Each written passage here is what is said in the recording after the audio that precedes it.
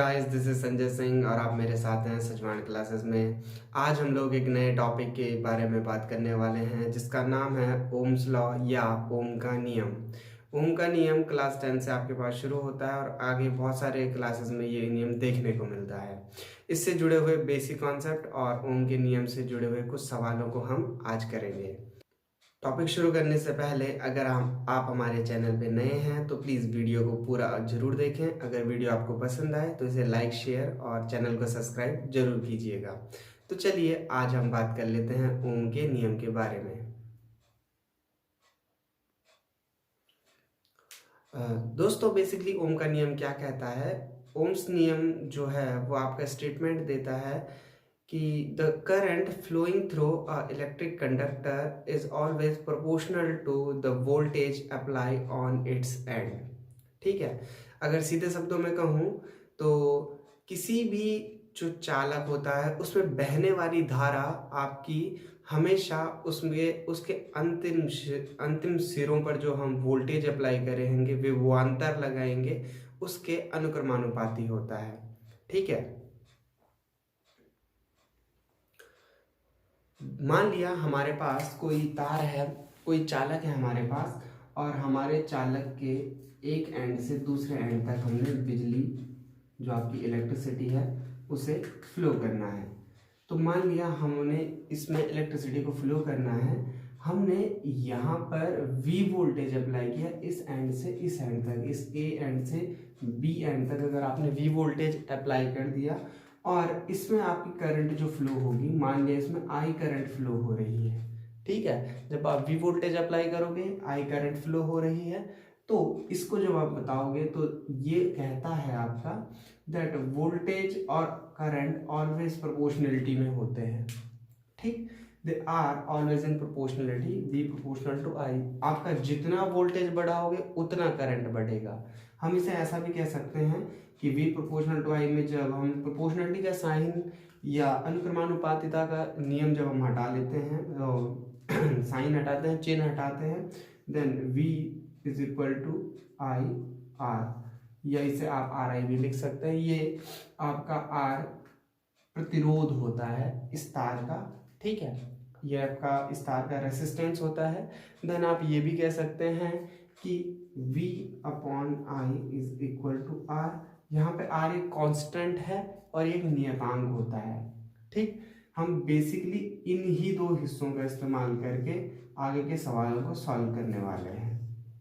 ठीक, तो ओम के नियम के अकॉर्डिंग हमने देखा that V proportional to I and V is equal to IR, then V upon I is equal to always a constant.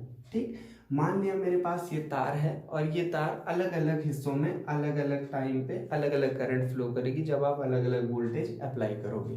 ठीक, तो ये तार अलग अलग समय पे अलग अलग वोल्टेज अप्लाई करने पे आपका अलग अलग करंट को फ्लो करेगा। तो उसको हम कैसे कैलकुलेट करेंगे? मान लिया जब आपका वोल्टेज V1 है तब करंट I1 है।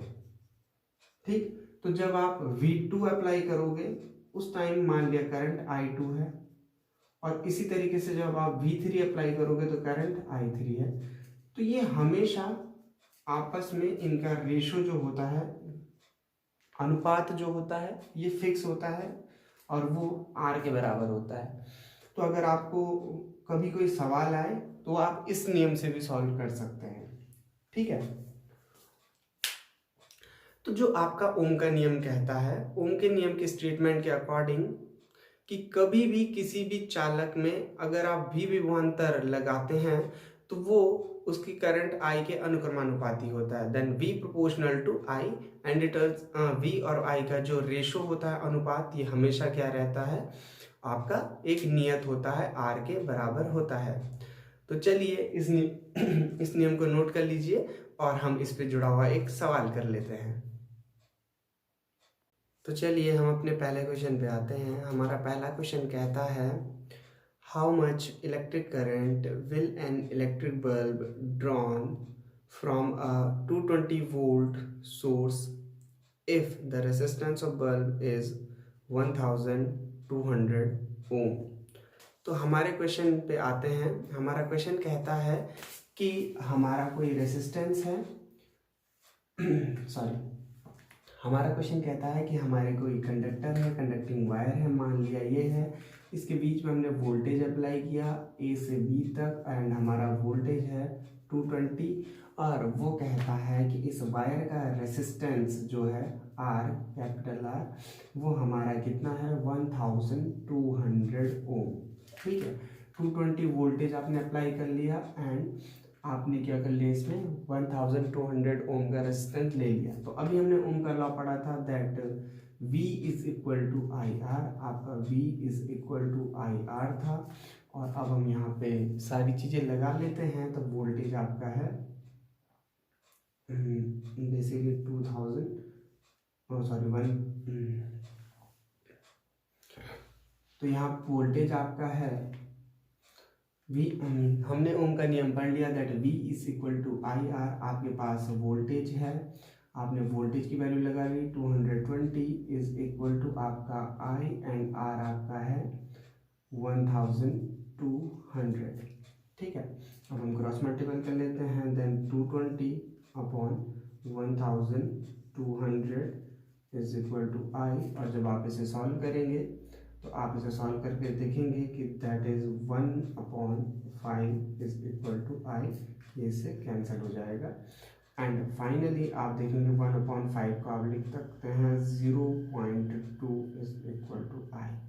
आपका 0.2 एम्पियर आपका करंट होगा that I is equal to 0.2 ampere.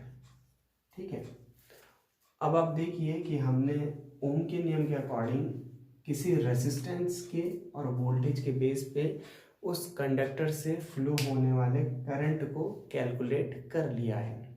ठीक है, आई होप आपको ये समझ में आ गया होगा। सो प्लीज़ इसे पॉज करके नोट कर लीजिए।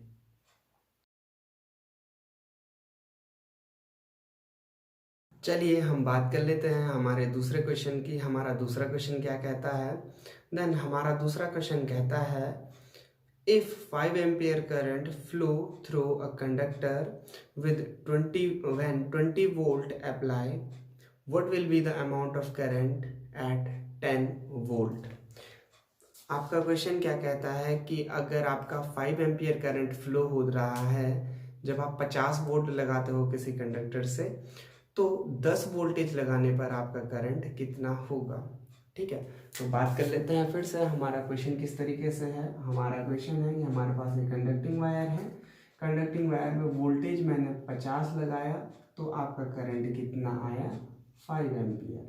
ठीक है, इस conducting wire say that means आपको बेसिक चीज़ें दी हैं। फिर उसने पूछा है कि जब आप वोल्टेज क्या कर दो 50 की जगह 10 कर दो तो आपका करंट कितना होगा आपको नहीं पता। ठीक है, अब हम जानते हैं that V is equal to I R. अब हमें R तो कहीं दिया नहीं है, हम R यहाँ से पर्टिकुलर फर्स्टली कैलकुलेट कर सकते हैं। इन दोनों की हेल्प से R कैलकुलेट करेंगे, फिर सेकेंड फार्मूले में यहाँ लगा देंगे। ठीक है, लेकिन हम इसे ज़्यादा अच्छे तरीके से तब करेंगे जब हमने अपना आखिरी फार्मूला देखा था that V upon I is equal to V1 upon I1 is equal to V2 upon I2। ठीक है, अब हम इस फॉर्मूले की हेल्प से इसे सॉल्व कर लेंगे। अब देखिए आपका V1 की जगह क्या है, ये वैल्यूज, और V2 और I2 की जगह क्या है, ये वैल्यूज। ठीक है, तो देखिए लगा लीजिए 50 upon 5 is equal to 10 upon, हमें नहीं पता तो हम इसे I2 रख लेते हैं। अब जब आप इसे क्रॉस मल्टीपल करेंगे देन आपका क्या आ जाएगा, I2 इज इक्वल टू ये ऊपर ये नीचे दैट 10 इंटू 5 अपॉन 50। ठीक है, आप I2 लिख सकते हैं, इट इज 50 अपॉन 50 और ये कैंसिल हो गया, आ जाएगा आपका 1। देन आपका जो करंट आया फाइनली I2, ये आपका 1 एम्पियर का आ गया। ठीक है, देखिए इसमें सारी बेसिक चीज़ें हैं और आप चाहो तो इसे सेकेंड मेथड से भी कर सकते हो। पहले आप इसे नोट कर लीजिए, हम आपको सेकेंड मेथड से भी करके बता देते हैं। ठीक है, वीडियो पॉज करके आप इसे नोट कर लीजिए।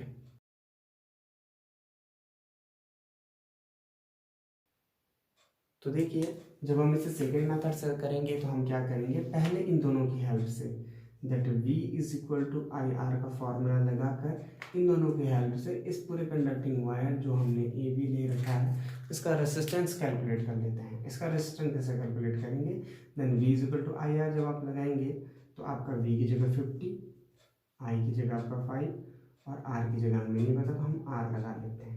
देन R क्या हो जाएगा आपका 50/5 और आपका R आएगा ठीक है 10।